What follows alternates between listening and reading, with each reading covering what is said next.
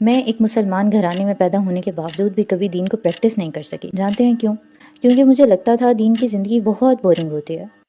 سب کچھ تو چھوڑنا پڑتا ہے، یعنی میوزک، ناچ گانا، انجوائمنٹ، نائٹ آؤٹس، اور پھر دین پہ چلنے والوں کی آمدنی کا بھی بڑا مسئلہ ہوتا ہے. کتنی چیزیں دیکھنی پڑتی ہیں نا.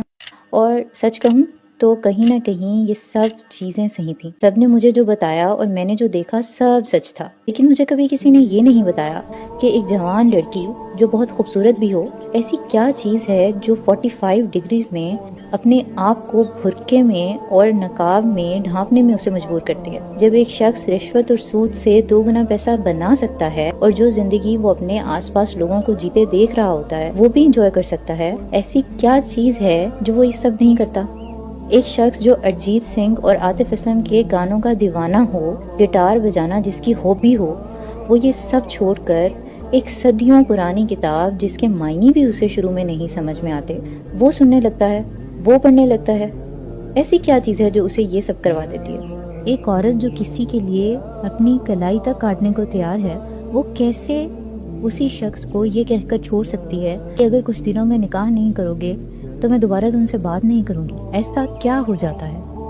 یہ مجھے اس وقت سمجھ آیا جب میں نے 20 دفعہ پہنا ہوا وہی حجاب ایک اور بار اڑا، لیکن اس بار اس ارادے سے کہ یا رب میرے پاس اور کچھ نہیں ہے آپ کو دکھانے کو، لیکن میں یہ قربانی دیتی ہوں آپ کے لیے. مجھے وہ سکون چاہیے جو صرف آپ کی یاد میں ہے.